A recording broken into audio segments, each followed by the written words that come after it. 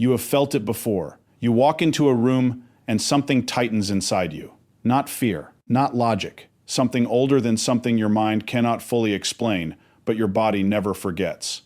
Your nervous system reacts before your thoughts do.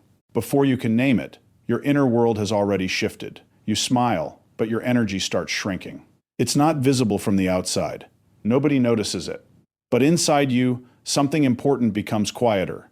You talk, but something inside you is already guarded. Not because you decided to protect yourself, but because your system has learned to stay alert without permission. You call it overthinking. You try to reduce it into something simple, something controllable, something mental. But it is not overthinking. It is perception. Raw, unfiltered, automatic. You are not imagining people. You are reading them, the tone in their silence, the weight behind their words, the slight shift in their attention when you speak. You catch that. NGS others miss, and then you doubt yourself for catching them. And that is where your problem begins.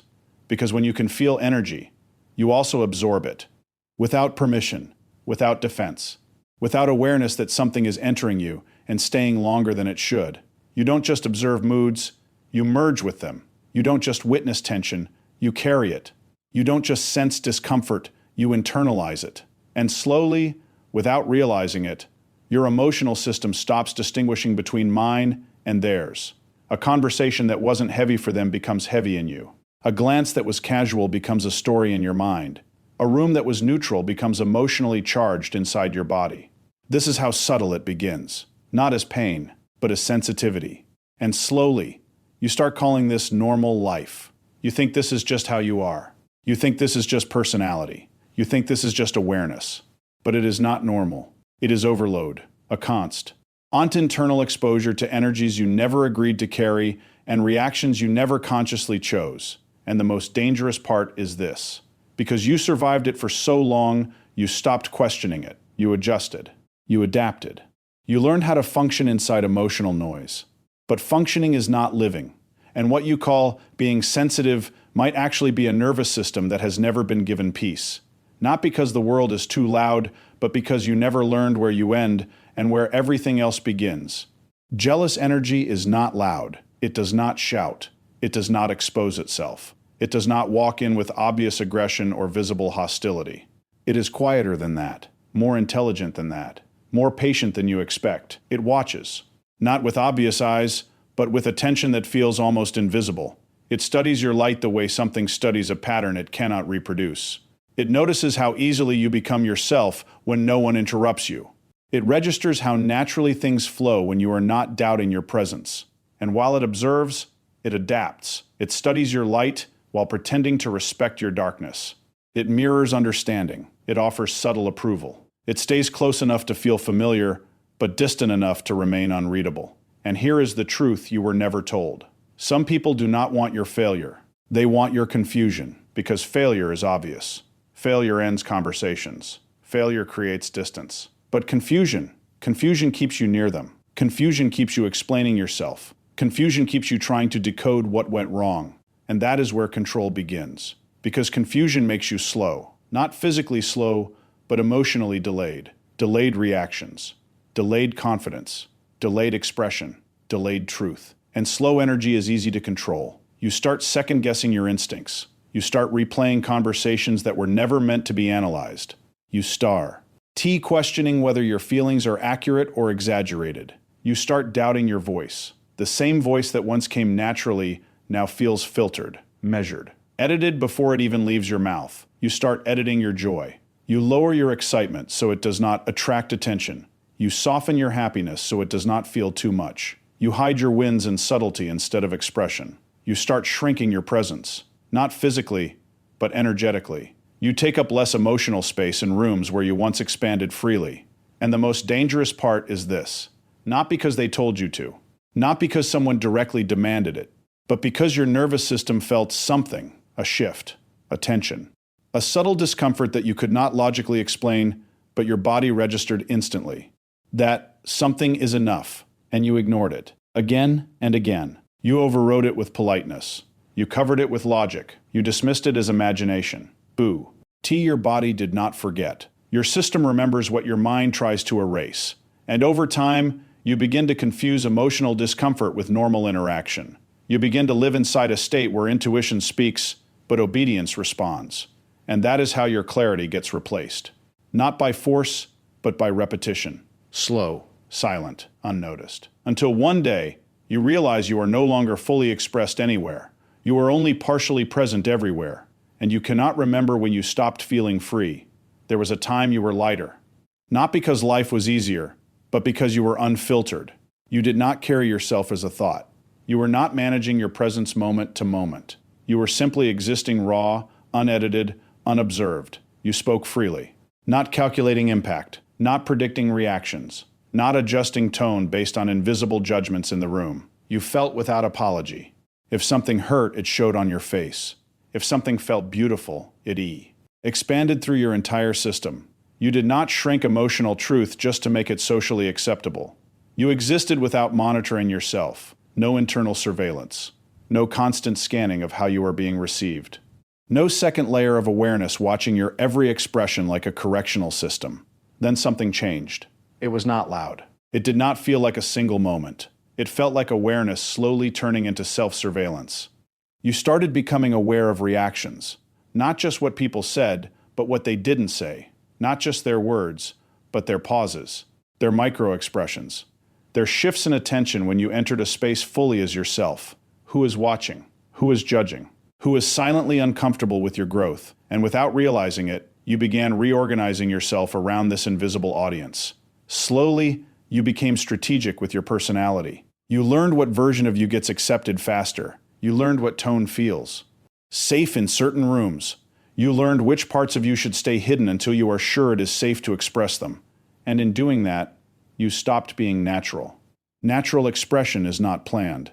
It is not filtered. It is not rehearsed. But you started rehearsing yourself. Now you perform safety instead of living truth. You choose words not because they are true, but because they will not disturb the emotional balance of others. You express emotions not in their raw form, but in socially digestible versions. You smile at times when your system is actually holding tension. And this is the leak. Not in your life, in your energy. Because energy does not only leak through pain, it leaks through suppression, through self-editing, through constant internal negotiation between what is real and what is acceptable. Every time you pause your truth before it leaves your body, something drains. Every time you replace honesty with adjustment, something fragments. Every time you choose OS approval over alignment, something within you becomes slightly less whole. And over time, this becomes your new identity. A version of you that is always aware, always careful, always adapted, but never fully expressed. And here is what makes it even more invisible. You still function. You still communicate. You still exist socially. So it does not look like loss. But internally, something has been continuously dimmed. And every time you force yourself to be acceptable, you lose a piece of your original frequency. Not dramatically. Not instantly. But slowly enough that you do not notice what is disappearing. Until one day, you remember a version of yourself that did not think before speaking, and you cannot understand how silence became your default language. Your sensitivity is not weakness. It is unfiltered awareness. You feel shifts others ignore. Before a word is spoken, your system already knows something has changed. Before a situation becomes obvious, your body has already adjusted to it. You sense tension before words exist. Not because you are guessing, but because your nervous system reads what language hides. A pause that lasts too long. A tone that becomes slightly colder. A smile that arrives too late. You detect intentions before actions happen. Not in a magical way, but in a deeply observant, deeply responsive internal system that never fully switches off. And because of this, you learn to live ahead of reality. Always anticipating. Always decoding. Always interpreting what is not being said. But here is the fracture. You were never taught boundaries for energy. No one explained that awareness is not the same as obligation. No one told you that just because you can feel everything does not mean you are meant to carry everything. So you confuse awareness with responsibility. You start believing that if you notice someone's emotional state, it becomes your job to manage it. If you sense discomfort in a room, it becomes your responsibility to fix it. If you detect someone's inner chaos, you feel pulled into trying to stabilize it. And slowly, without realizing it, your inner world stops being yours alone. You think you must understand everyone. Even when understanding costs you clarity. even when understanding drains your own emotional stability, even when understanding pulls you into spaces that were never meant to be yours to enter. You think you must tolerate everything, even what disturbs your peace, even what quietly overwhelms your nervous system, even what repeatedly violates your internal limits in subtle, unspoken ways. You think you must stay open even when it hurts, as if openness is proof of goodness, as if closing yourself even slightly means you are becoming less compassionate, as if protecting your energy is somehow the same as abandoning others. That is not empathy anymore. That is exposure. And exposure without protection becomes exhaustion. Not sudden exhaustion, but layered exhaustion. The kind that builds slowly while you still appear functional.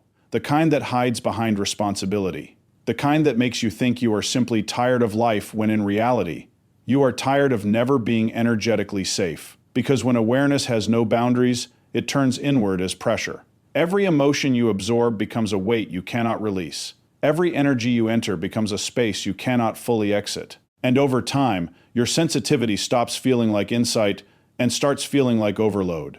Not because you are too much, but because nothing inside you was ever taught where enough begins. So you keep opening, keep absorbing, keep interpreting, keep holding, until your inner world forgets what it feels like to be untouched.